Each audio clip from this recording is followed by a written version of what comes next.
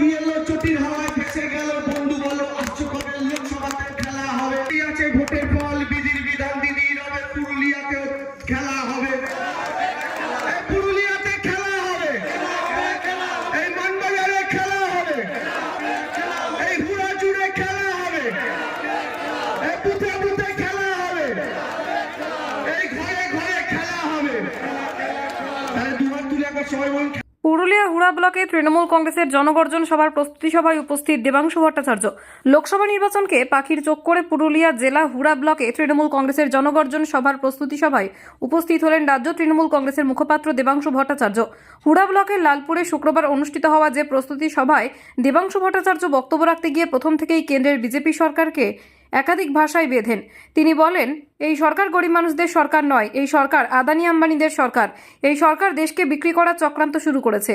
100 দিনের কাজের টাকা বন্ধ করে গরিব মানুষদের পেটে মারতে চাইছেন এই সরকার। পাশাপাশি এদিনের এই প্রস্তুতি সভায় বিচারপতি অভিজিৎ গঙ্গোপাধ্যায় বিজেপিতে যোগদান করার প্রসঙ্গে দেবাংশু ভট্টাচার্য বলেন, আজ তিনি প্রমাণ করে দিলেন যে তিনি বিজেপির দালাল ছিলেন।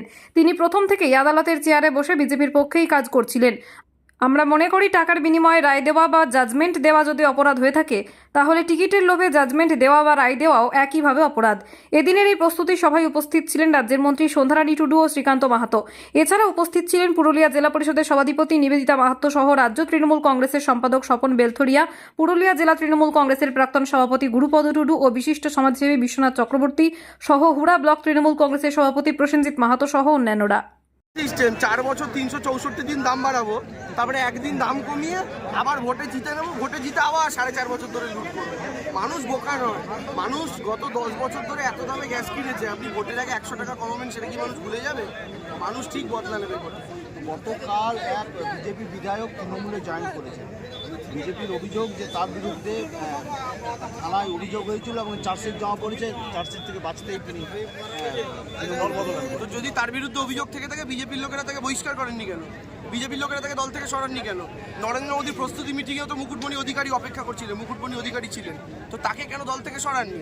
আজকে তৃণমূল কংগ্রেসে জয়েন করেছে বলে আপনাদের অভিযোগের কথা মনে পড়েছে, কিন্তু এতদিন তো আপনারা দলে পুষে রেখে দিয়েছিলেন। সবার ক্ষেত্রেই এই কথা সত্যি, বিজেপিতে থাকলে কারো দোষ থাকে না, আবার বিজেপিতে কেউ জয়েন করলেও কারো দোষ থাকে না। তাপস রায় জয়েন করেছেন, শুভেন্দু অধিকারী বলেছিলেন তাপস রায় কামারহাটি মিউনিসিপ্যালিটি স্ক্যামে জড়িত আছে। তার পরবর্তীকালে যেই তাপস রায় বিজেপিতে যোগ দিলেন, আজকে শুভেন্দু অধিকারীর কাছে তিনি খুব ভালো হয়ে গেলেন।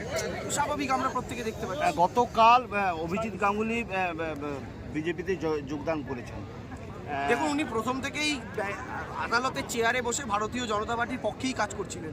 আমরা মনে করি টাকার বিনিময়ে রায় দেওয়া বা জাজমেন্ট দেওয়া যদি অপরাধ হয়, তাহলে টিকিটের লোভে জাজমেন্ট আর রায় দেওয়াও একই রকম অপরাধ।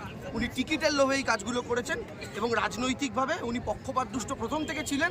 এতদিন অবধি আমরা যে অভিযোগ করেছি সেটাই সত্যি প্রমাণিত হয়েছে।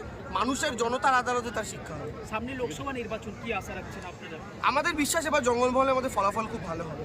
এবার ভালো হবে বলতে কতটা ভালো হবে সেটা মেপে আমি এই মুহূর্তে বলতে পারছি না, কিন্তু আমাদের বিশ্বাস জঙ্গলমহলে এবার ফলাফল ভালো হবে। বিজেপি ইতিমধ্যেই প্রার্থী তালিকা প্রকাশ করছে, পুনরায় পুরুলিয়ায় জ্যোতির্ময় সিং মাহাতো প্রার্থী হয়েছেন।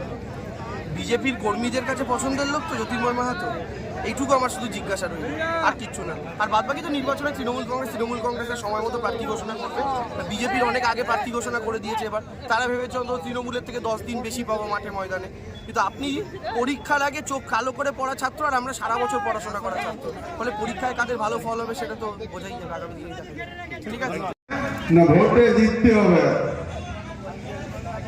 লোকসভা ভোটে জিততে হবে। আগে জন্য ঘুরে আনাগোনা শুরু করেছে, তখন ডিজেল, কেরোসিন, পেট্রোল, খাদ্যদ্রব্য, ওষুধ যখন মূল্য বৃদ্ধি হয়েছিল, তখন কেন্দ্রীয় সরকার প্রধানমন্ত্রীজি আপনার সেই জনগণের কথা কি মনে পড়েনি?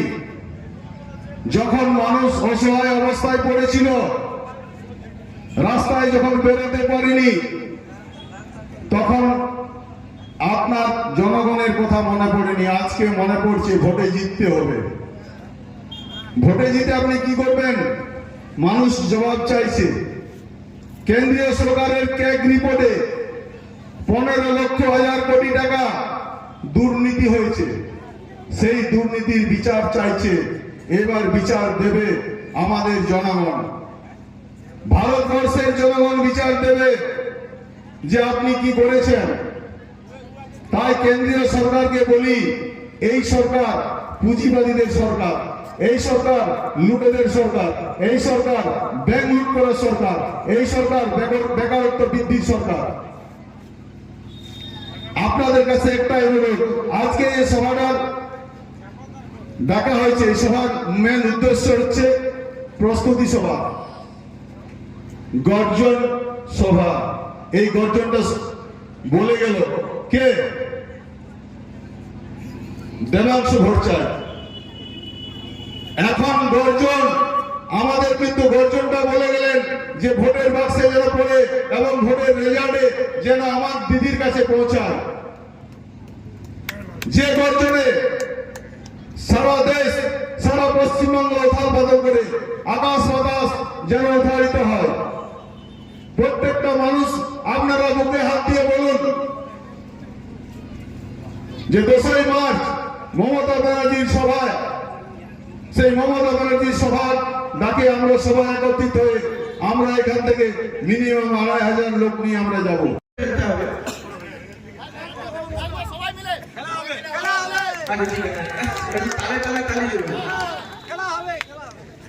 বাইরে থেকে পড়ে এলো চটির হাওয়ায় ভেসে গেল বন্ধু বলো আসছো কবে লোকসভাতে খেলা হবে। বাইরে থেকে পড়ে এলো চটির হাওয়ায় ভেসে গেল বন্ধু বলো আসছো কবে লোকসভাতেও খেলা হবে। বুড়ি মায়ের স্বাস্থ্য সাথী পুলিয়ে বলে বুকের ছাতি অপারেশন ফ্রিতেই হবে, খেলা খেলা খেলা হবে। এই আমার মাটি সইবে না, ইউপি বিহার হইবে না, বাংলা আমার বাংলা নামে বন্ধু আবার খেলা হবে। বুড়ি মায়ের স্বাস্থ্য সাথী ফুলিয়ে বলে বুকের ছাতি অপারেশন ফ্রিতেই হবে বন্ধু আবার খেলা হবে। এই কন্যাশ্রীর বোনটা আমার হচ্ছে যখন ইঞ্জিনিয়ার, যুদ্ধ সেবন জিতেই হবে বন্ধু আবার খেলা হবে। এই রাস্তা আলো স্বাস্থ্য জল। এবার শেষের স্তবকটা মমতা বন্দ্যোপাধ্যায় এখানে জিতবেন সেটা প্রতিজ্ঞা করুন, ঠিক আছে? এই রাস্তা আলো স্বাস্থ্য জল ফিক্সই আছে, ভোটের ফল বিধির বিধান দিদির হবে, পুরুলিয়াতেও খেলা হবে।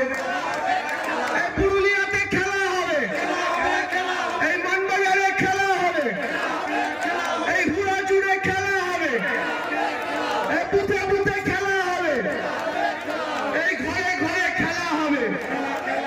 তাহলে দুবার তুলে একবার সবাই বলুন খেলা হবে তো।